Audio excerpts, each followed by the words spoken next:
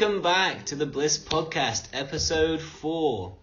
For those of you who weren't here for episode 3, we talked about last time, is Srila Prabhupada a bona fide guru? On this episode, we're going to be talking about householders, the Grihasta Ashram, people who want to become married in Krishna consciousness. But before we get into anything too heavy, I thought to remind you all about the activities of the Bliss. The Bhaktivedanta lives in sound society. What is the Bliss? The Bliss stands for, as I mentioned before, the Bhaktivedanta lives in sound society. We're a group of devotees who are preaching Krishna consciousness worldwide under the guidance of our spiritual master, Srila Prabhupada. And recently, we've had some expansions, some new additions, some updates. And we recently created a website, expandthebliss.com. Yes, that's expandthebliss.com. There you can find all kinds of nice things, like books, articles, videos. You can find the links to these all in the description of this video. And the videos themselves are on our YouTube channel at Living in Bliss and Kick on the Face. So, actually, on the Kick on the Face channel, you can find a new video we just uploaded called You Are Reincarnating Right Now. We've been working on this video explaining the very important concept of reincarnation, taking new bodies. I personally am explaining this concept. So please check that out on the Kick on the Face channel. We're currently at 3,000 subscribers on Kick on the Face. On our other YouTube channel, Living in Bliss, we're at 777. And on Facebook, we have 400 likes on our the Bliss page. But we want to get these likes more. Please share with your friends, like the page. When you share with your friends, the most effective way to share with your friends is to go to the Facebook page, and click share and share to all your friends from the page. So we're trying to propagate bliss, we're trying to propagate this nice philosophy of Krishna consciousness worldwide. Please help us in this endeavor. You can also support us by going on Patreon, the Hare Krishna Bliss Patreon, the Bhaktivedanta Lives in Sound Society Patreon. You can give a little bit there, $5. You know, it's not so much per month, but it helps us tremendously. It shows that you support. You know, if you love the bliss, you can donate a little bit on Patreon, and this movement of Krishna consciousness will be going on very nicely. So, the leader of this bliss movement, the founder of the Bhaktivedanta Lives in Sound Society, is with me here today. Dear Purujit Prabhu, please introduce yourself. Hare Krishna. All glories to Srila Prabhupada. Jai. I'm just a little puppet. I'm not the leader. The real leader is Srila Prabhupada, of course. So, yeah. Jai. So, Dear Purujit Prabhu has several books and articles you can also find on the website, and he also has videos where he is talking about topics that everyone can approach, also on the Kick on the Face channel.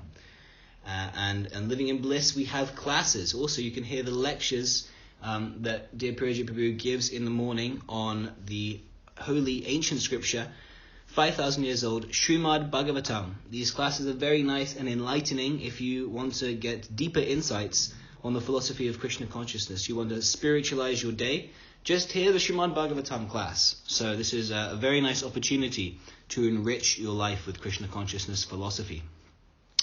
So today we're going to be talking about the householder ashram, the Grihasta ashram. And I thought, Prabhu, to start off, people might not understand what an ashram even is. So could you maybe explain what an ashram is? Ashram is a place where you practice spiritual life. So there are different ashrams in the Vedic society. We, the Hare Krishna devotees, we follow the ideals of the Vedic scriptures, the Vedic society that was here 5,000 years ago. And in this ideal Vedic society, the people are divided into different groups. So everybody knows what is his propensity and what is his position in a society. It is not that they're constantly searching for their place. It's constantly switching. It's not chaotic. It's organized, and everybody knows his position. Just like you have different parts of the body. You have the head, you have the arms, you have the belly, you have the legs. Similarly, the society should be divided. There should be the leaders, there should be the administrators, there should be the intellectual class, there should be the businessmen, and the workers. And the Vedic scriptures, they describe different types of psychological setup. Everyone has a different psychological setup. Everyone has a different propensity. It is not that we're all the same, that everyone is meant to be a leader or everyone is meant to be a worker. There are people who are good at something and bad at something else. So everyone should find his propensity, and in this way the society works very nicely. So, this is very nice because people nowadays are, sometimes they feel as if they're aimless. They don't have, they're always switching around, looking for what their goal of life actually is, something that fits them, a job, a certain school program. Yeah, and they're mistakenly identifying it as freedom. I can jump here and there and experiment and search. They think that is freedom. If you lose your keys and you're searching in different places, actually it's not a sign of freedom. It's a sign of limitation because you can't find your keys. If you find your keys, they can open the door or close the door and do your business. So if someone actually finds something that works with their propensity, then they're actually free because they feel happy. Exactly. Exactly. They're free to practice spiritual life, to transcend this bodily platform and become liberated from the laws of material nature even. This is the Vedic civilization, very elevated. Okay. This is my next question that I wanted to ask you. Why is the Vedic system really here, though? What is the purpose of having a Varnashram system, a system of division necessarily in the first place? These Vedic scriptures, we have heard of the reincarnation, just like you explained on the new video. You are reincarnating right now. It's a very nice video on YouTube. So people understand about reincarnation. Even if we distribute books, most of the people, they admit, yes, I believe in reincarnation. It's not that this life is all in all. There must be something beyond this. But we can ask, what is the root cause of reincarnation? That question is very rarely answered by people in mainstream spiritual circles. Why have we started reincarnating in the first place? I might have been someone else in my previous life, and then I might have been so many previous lives. But how did this cycle, in Sanskrit it's called samsara, the cycle of birth and death, how did it begin in the first place? So the Vedic scriptures explain something that is very similar to the explanation in the Bible, in the Christian tradition, that the original fall down of the soul begins in the kingdom of God. The souls were living with Krishna, with God, and they have decided to disconnect or to utilize their minute independence and disconnect from God, enjoy separately from God. And this is the root cause of our material existence. It is called basically lust. Lust means that I want to, instead of serving God, I want to take God's place. And this is the principle that keeps us ever entangled in this material existence. So we're trying to search for material fulfillment. We're trying this way or that way, and we get a corresponding body according to our desires. Just like Prabhupada was explaining the other day, that if you want to drink blood and eat raw meat, then you don't need this human form. Krishna will give you a body of a tiger. And if you are very pious, if you want to elevate yourself, you can be elevated to the heavenly planets and get a body of a demigod. This is all possible. People are trying to reach the heavenly planets, the other planets like the moon planet and so on, through machines, Sputniks, the spacecrafts. But people in Vedic times, they were able to reach these planets through different practices. They would worship a particular demigod of that planet, like moon god or sun god. And after death, they would reach that planet, enjoy heavenly pleasures. So, anyway, so this lust is keeping us entangled in this material. The heavenly planets are also part of the material existence. After they exhaust their credit, the pious credit, these souls, they again fall down to the earthly worlds and again try to elevate themselves by sacrifices, by rituals, and so on, so on. So when we purify this lust, we go back home, back to Krishna. This is the purpose of the Vedic scriptures. Okay, so let me just get this straight. A minute part and parcel of God, he wants to enjoy like God is enjoying. So God is the only enjoyer, is that what you're saying? Yes, and the part and parcel, the living entity, enjoys when Krishna enjoys. Just like if you water the root of a tree, automatically all the branches and leaves are nourished. If we try to water the branches or leaves separately, the water stays on the surface. So if we try to enjoy separately from God, we get a material body, which is a covering on the soul, and whatever enjoyment we're getting doesn't go to the soul, doesn't go to the inside. It stays on the outside.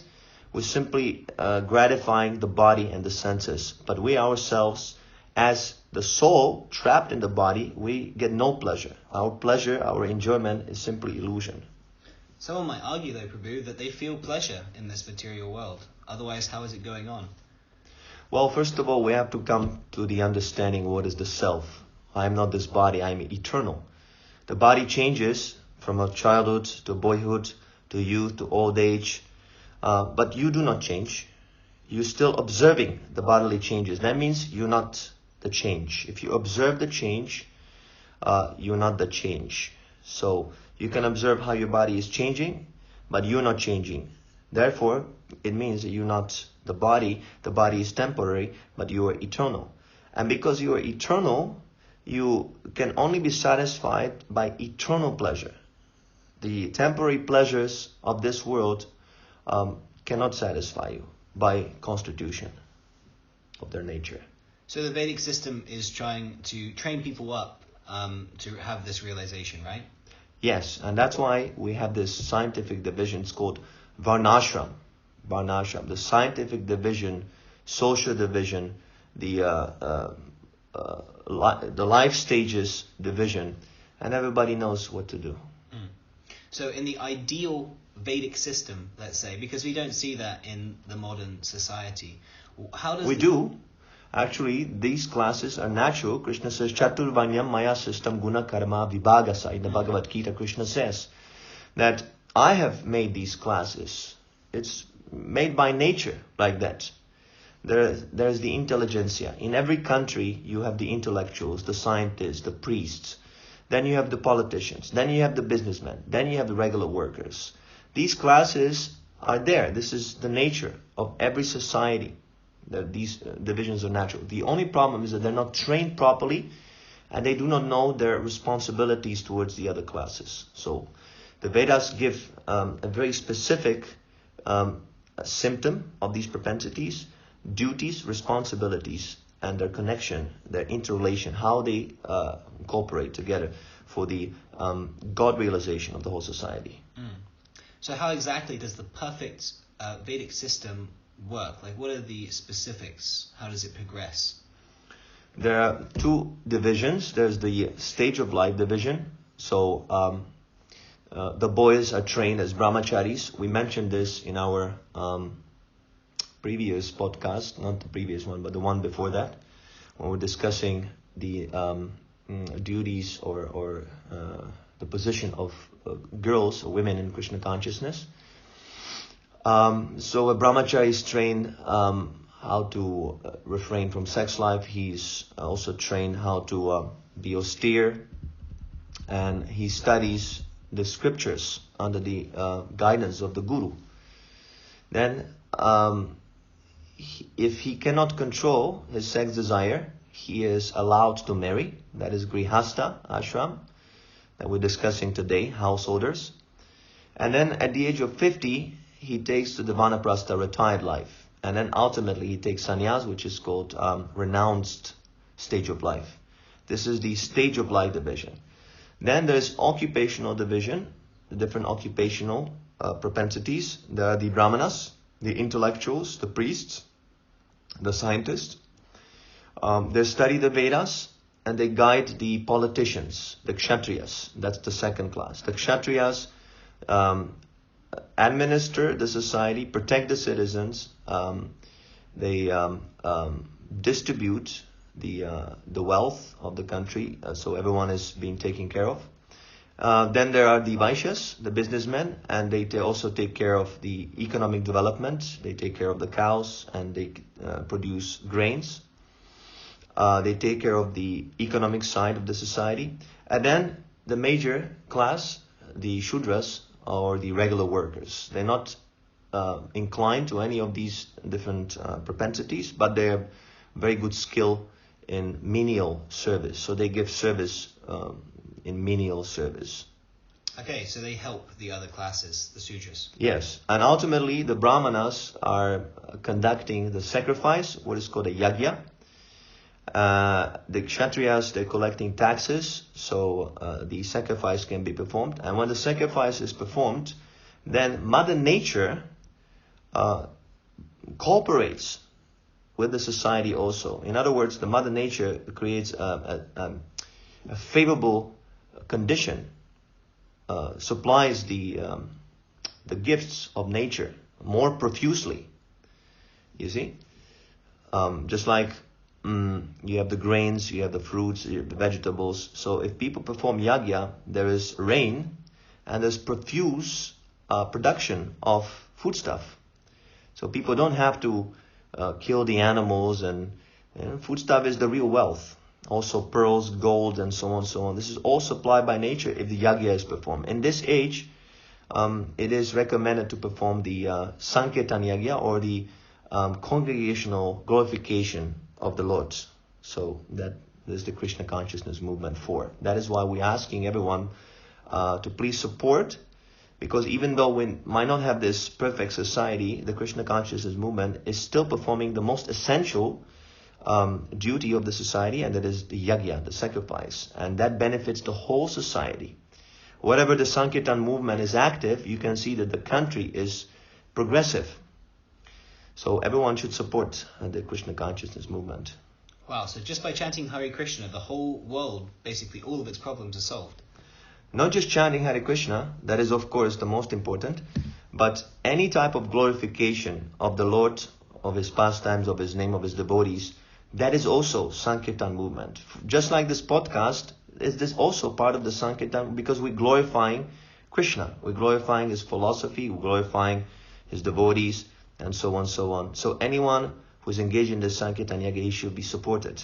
So, let me get this straight. If people propagate this podcast, they're also participating in Sankirtan? Definitely. Wow, okay, cool. It's kind of like a digital Sankirtan. Yes. Wow, okay, cool. So, Prabhu, I remember there's a verse, I believe it's in the Srimad Bhagavatam, that Kalu Shudra Sambhava. Doesn't that mean that everyone is born a Shudra in this age? How can people perform the sacrifice if everyone's born of this helper class?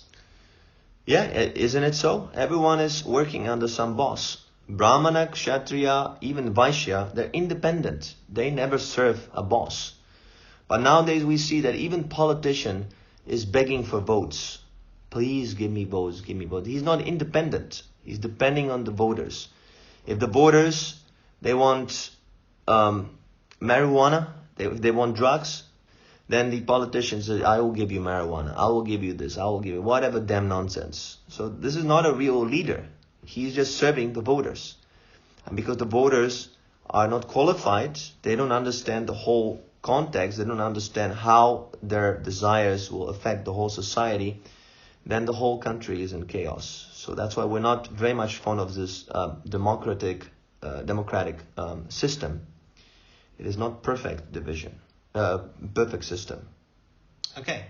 So now bringing it back more to the main point of this podcast, which is to talk about the different ashramas. What happens if the different ashramas aren't properly followed? Well, then there's lust, because the ultimate purpose of the yajna is that one becomes free from lust. If you sacrifice some of your income, this is the first stage of giving up this idea that I am God, I am the proprietor, I am the controller. This we have to purify.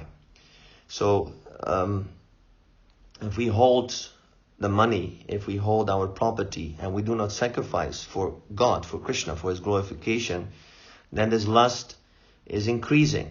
And then you can see people who have money, they want more money. Krishna says that this lust cannot be satisfied. It is just like pouring oil in fire. If you pour oil on the fire increases. If you satisfy material desires, the material desires are not calming down. They are increasing more and more and more. So that's why people are becoming more lusty, more greedy, and if their lust is not satisfied, which is always, they become angry. And then there are conflicts, there is confusion, there's fights, there's war, there's atomic bomb, and so on, so on. Okay, so the source of all these problems is basically that people aren't following the Varnashram system properly. Yes. Wow, okay. It is just like a skeleton without a substance. Although these divisions are there and people are working, they don't know why they're working, why they're here in the first place. They think that this is all in all, this material world is all in all, and the aim of life is to enjoy as much as possible. And they're not happy. Prabhupada, I was reading the other day, he says that if the material wealth was the aim of life, to have as much as possible, why sometimes very wealthy people are committing suicide? That's the proof that it is not satisfactory for the soul, material enjoyment. So in the Varnashram system, everyone will be induced to slowly give up his controlship, proprietorship mentality and ultimately surrender fully to Krishna, to God. So we don't live in a Vedic society. It's not ideal. How can people follow now? How can people properly be advised to follow these different ashrams? They should first of all hear, just like any education starts with hearing. Before we apply the instruction, we must hear. And we must hear from the bona fide authority. Our spiritual master, His Divine Grace, A.C. Bhaktivedanta Swami Prabhupada, is a bona fide spiritual master. And he left behind his transcendental sound, his vibration that has been recorded. You can get it on the internet, so many websites. Or in a written form also. So people should become, first of all, they should be introduced into this knowledge, the transcendental knowledge, what it is. Not follow blindly something. So in Bhaktivedanta lives in sound society. We're studying the teachings of our spiritual master, Srila Prabhupada, and we're trying to teach whatever we have learned. So it's the first duty of people to hear, and you can all get easy access to said hearing by accessing our content that we're producing on the website, expandthebliss.com. On Facebook, we're posting quotes, we're posting videos on YouTube. We're even on Twitter now. So you can get your daily dose of Krishna consciousness by all these different sources, and you can support those who are distributing Srila Prabhupada's knowledge to the world so that the whole world's problems can be solved very nicely. So we're going to be coming back after a short break. Please stay tuned for a continuation on the subject of householders in Krishna consciousness.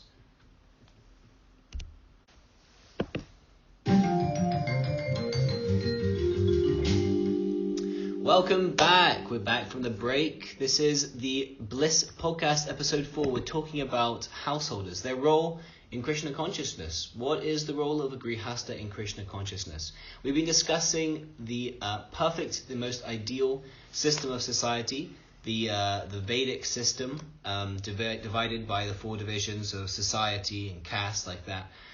So the society can progressively move towards spiritual realization, get out of the samsara cycle, the cycle of birth and death.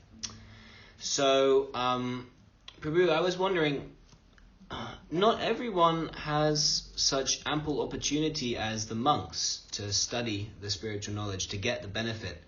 They have to work. In New York, for example, people have to work for 10 to 12 hours a day just to provide enough so they can pay for their apartment and live. They don't really have time to discuss or study scrutinizingly the Vedic literature so they can understand the spiritual knowledge. So what can they do?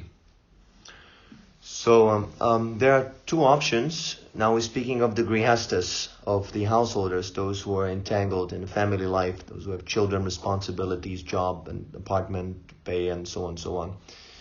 There are 2 options. Because if a single person is working, and this doesn't make much sense. Little he controls his senses.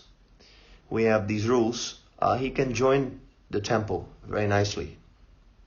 We have a preaching center here, close to Gibraltar. Anyone can join and practice with us. There's no need for a single person to work. But if someone is entangled in family life, then it, of course, is more difficult. It requires a surrender. Surrender means that I become convinced that if I serve Krishna, Krishna will provide for my necessities. That surrender depends on our knowledge of Krishna. It's not the blind surrender. We must become convinced by study. So it's kind of like a catch-22. In order to surrender, we need to study, but we can't study because we're entangled. So there are 2 options for the grihasta, for the householders. Either they themselves start to live in a Brahminical way, they become preachers with their whole family. This is not exactly easy, especially for women and children. It's not so easy. It is possible, but one must be very convinced. So, and of course the husband must be very fixed up, very pure and knowledgeable, and it's a lot of surrender is required for this. Sometimes devotees, they have a mistaken idea that preaching means that we have our little program at home, and we have our deities, and we collect donations, and we spend, and we eat, and we have a nice Krishna consciousness, within our family. That is not necessarily Brahminical behavior. Brahmana, his duty is to enlighten the society and even train the possible aspirants, those who come to take shelter. So these Brahmana grihastas, the Brahmana or preacher householders, they should open a temple where single men or women, they can come and stay, and they will take care of them very nicely. Not just spiritually giving instructions, that is easy. But you should also provide, especially the householders, it is their duty to provide an environment where they can live and they can study the scripture and so on and so on. This is required. So that kind of surrender I have not seen in many devotees, unfortunately. It is also very difficult. It is more easy for single men to do like this. But it is possible. It requires a lot of austerity. One must be ready. If you're giving shelter to someone, you must be ready to take care of him, even though he might be not so cultured. He might not be so respectful. He must learn all these etiquettes. Then he might rebel against you, and so on and so on. So it's a lot of surrender. It is not a private projects, that I have my private preaching for my family, and that's okay, and people should donate for my personal Krishna consciousness. This is not good. So this is very difficult. It is possible, and we can encourage devotees who have this kind of propensity, that they want to open a center with their family and preach like brahmacharis. We have all the encouragement. These are very great and rare souls. But for the majority, it is not possible, and it is not the end of the world.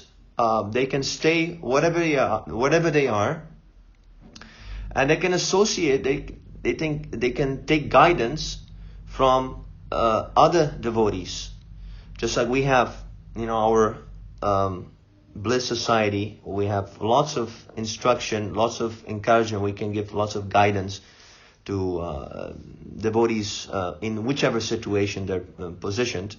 So they should not be shy, but they should take initiative and ask questions and ask guidance from devotees who are engaged full-time in the study and preaching. And they can ultimately, the ripened fruits of the Vedic study is to engage in service, as I said. Engage in the Sankirtan Yajna. So, even one might not be so expert in knowledge, he can still engage in the devotional service. And by engaging in devotional service, one can understand Krishna. Krishna says, Bhaktya mam abhijanati.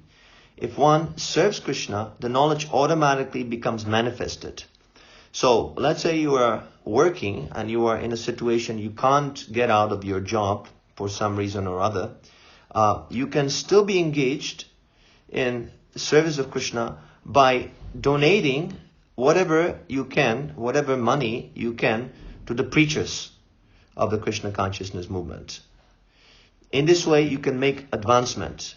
You see? So there are two options. Either you yourself, you become a preacher with your whole family, or whatever you are, whatever job you have, whatever entanglement you have, associate with the devotees and donate your finances for the expansion of the Krishna consciousness movement. These two possibilities are there. So let me get one thing straight, Prabhu. Is it required for people who maybe don't have the opportunity to hear, or anyone, to preach Krishna consciousness? Is this like a main requirement for those who are practicing Krishna consciousness? Preaching is an integral thing. Is that right? Yes, I can read you one purport here I prepared. Srila Prabhupada mentions in the 3rd canto, 29th chapter, 25th verse, he says, there are 64 different prescriptions for worship of the deity in a temple. There are many items offered to the deity, some valuable and some less valuable. It is prescribed in Bhagavad Gita, if a devotee offers me a small flower, a leaf, some water, or a little fruit, I will accept it. This is what Krishna says. The real purpose is to exhibit one's loving devotion to the Lord. The offerings themselves are secondary. If one has not developed loving devotion to the Lord and simply offers many kinds of foodstuffs, fruits and flowers without real devotion, the offering will not be accepted by the Lord. We cannot bribe the personality of Godhead. He is so great that our bribery has no value. Nor has he any scarcity, since he is full in himself. What can we offer him? Everything is produced by him. We simply offer to show our love and gratitude to the Lord. This gratitude and love for God is exhibited by a pure devotee who knows that the Lord lives in every living entity. As such, temple worship necessarily includes distribution of prasad. It is not that one should create a temple in his private apartment or private room, offer something to the Lord and then eat.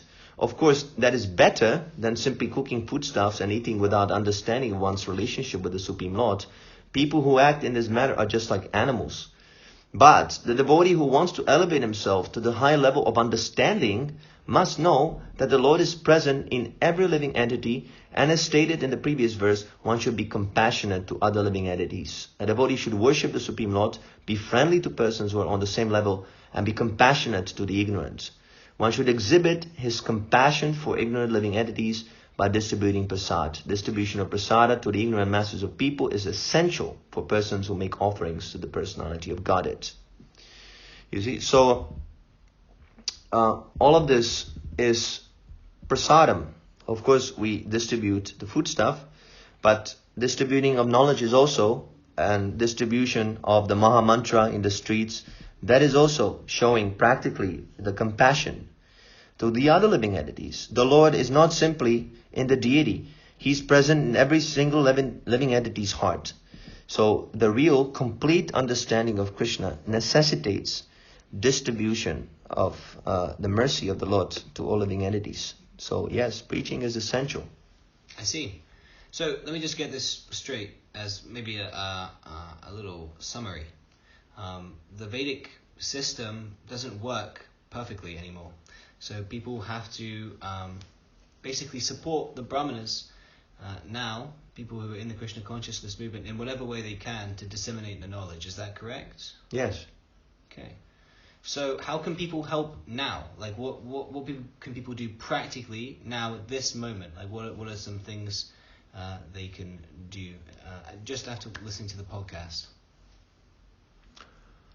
They can help us with the donations. They can help us with propagation of our materials. And they can also preach themselves. Whatever little they have assimilated, please repeat what Prabhupada says to others. Prabhupada says you can become a guru immediately. You tell someone, please surrender to Krishna. Krishna is the Supreme Personality of Godhead. And you're a guru. Doesn't have to be a very elaborate explanation. People might accept, people might not accept. That doesn't matter. You are actually distributing the mercy of the Lord, and the Lord will be pleased by this very much. Okay, thank you so much, Prabhu. Just after one more short break, we're going to wrap the podcast up after this break, but we'll be right back. Stay tuned. Thank you very much.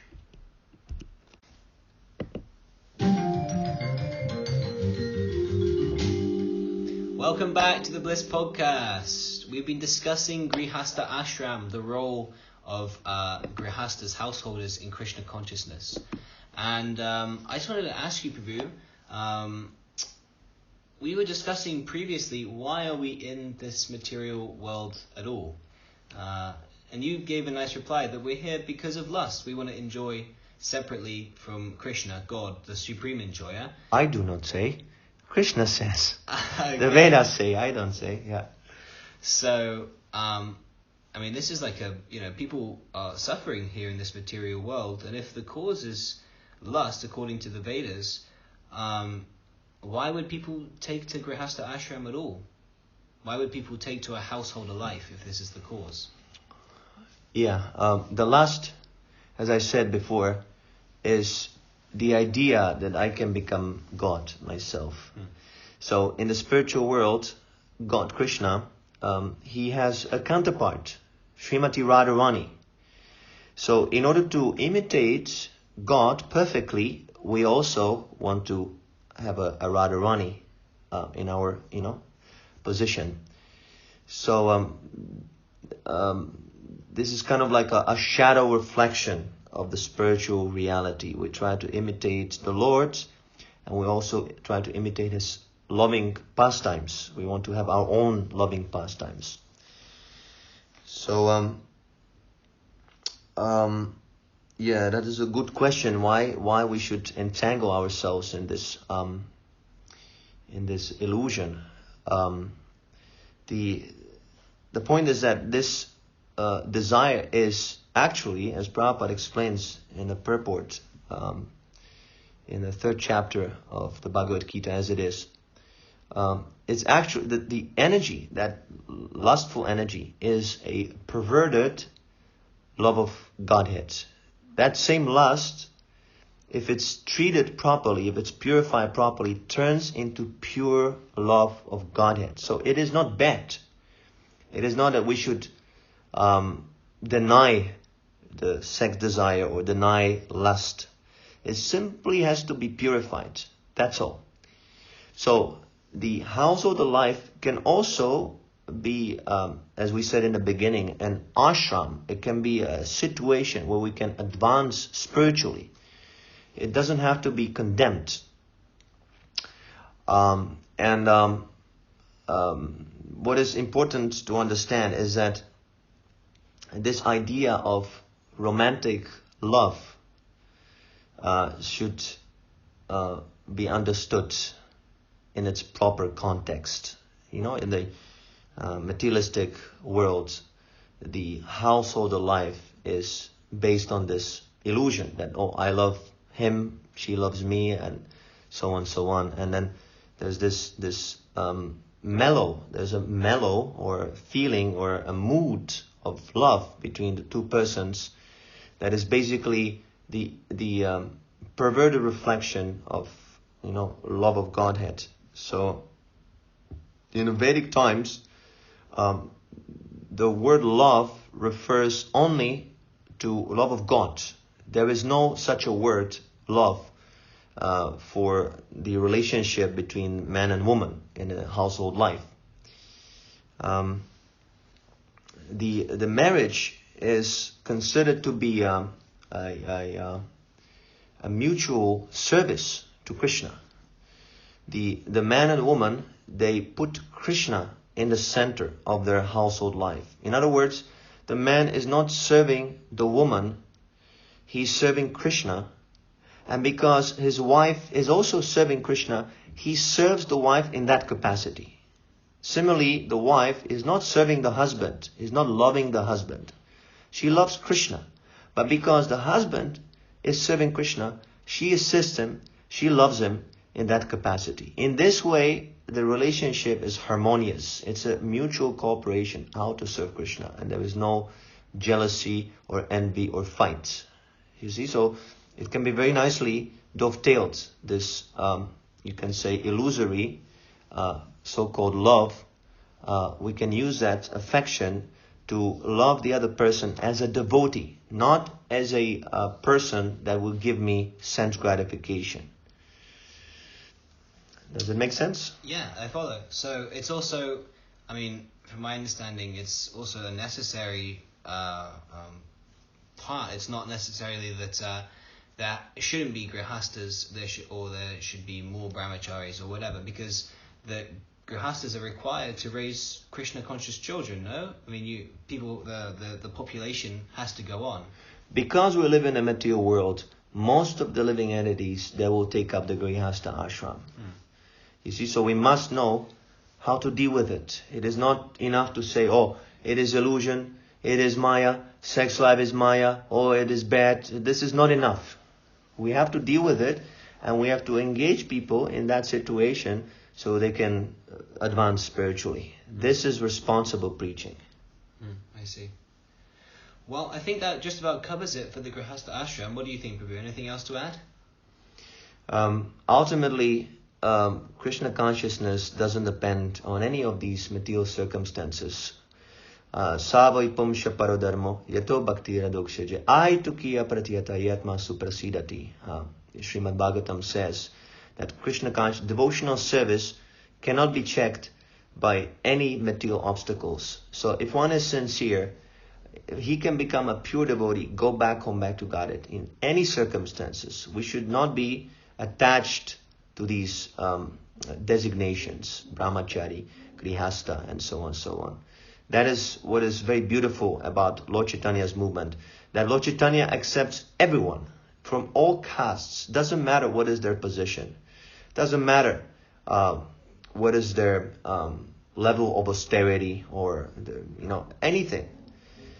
He can be engaged, provided he tries to render service and try to propagate this Krishna consciousness movement. This is the most important. So we would like to encourage everyone, please try to take part in this Sankirtan movement, this glorification of Krishna and his devotee, Srila Prabhupada. It will create tremendous benefit for the whole society, and you yourself, you'll become benefit very much.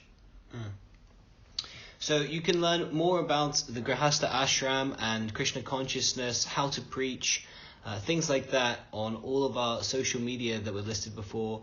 That's Facebook on The Bliss, Instagram at The Bliss, acronym The Bliss with period marks in between each letter there.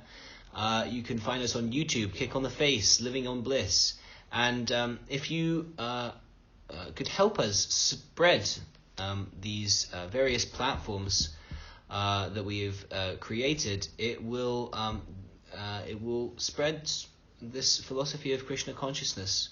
This is digital Sankirtan, like we were mentioning before. Everyone can participate in the glorification of the holy names, even though people are more, how would you say, Prabhu, technologically involved nowadays. Yeah.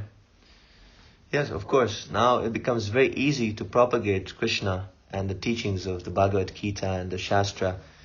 So, yeah, everyone is wasting time on the social media, on the internet. So much time is wasted. I saw some statistics. In average, people spend like 9 hours on these platforms. So, same principle. Even if we might be addicted, let us do something. Even within our addiction to the social media, we can propagate Krishna consciousness. There's so many videos we're posting, so many articles, so many lectures are available. Please spread it, send it to your friends, do something. Don't be just a passive receiver of the stream of material influence. Try to influence others positively by Krishna conscious promotion. Just like how, if I'm correct, just like how the lust propensity can be dovetailed in Grihastha ashram or any ashram, this propensity to want to enjoy technology can also be dovetailed by using it to spread the holy names. Exactly. And also it's good to ask questions. If you have any questions on the podcast today, please don't hesitate to write us. We're very much happy to elaborate more. Or even if you don't agree, don't be shy to disagree. Write your comments, express your doubts, or express your concern or difference of opinion. This is good. The discussion in Chaitanya Charitamrita, it is mentioned that the discussion of controversial topics strengthen your faith in Krishna. If you understand, sometimes these things might seem a little bit difficult to accept. But if we understand, if we go deeper and understand why the Shastra says like that, why Prabhupada says like that, if we understand scientifically, then our faith becomes stronger and we'll progress more. We'll be able to surrender more. We'll be able to give up all these different fears and surrender to Krishna fully and depend on Krishna, not on so many other material things. Jai. So that was it for the Bliss podcast episode 4, Grihastha Ashram. Thank you so much for tuning in, and please support more the activities of the Bhaktivedanta Lives in Sound Society. Tune in next Monday for episode 5 of the Bliss podcast. Please write your comments, suggestions for the next podcast, arguments, challenges, whatever it may be, on the comments to this video and at our email account at krishnabliss@outlook.com. What are we going to discuss next podcast? It depends what the people decide. And if they don't decide anything, then we're also going to come up with something. Didn't we say that we already have some topic? We might be discussing Tulsi Gabbard. Right. Jai. Jai. Okay. Great. So, thank you very much. See you next time. Hare Krishna. Hare Krishna.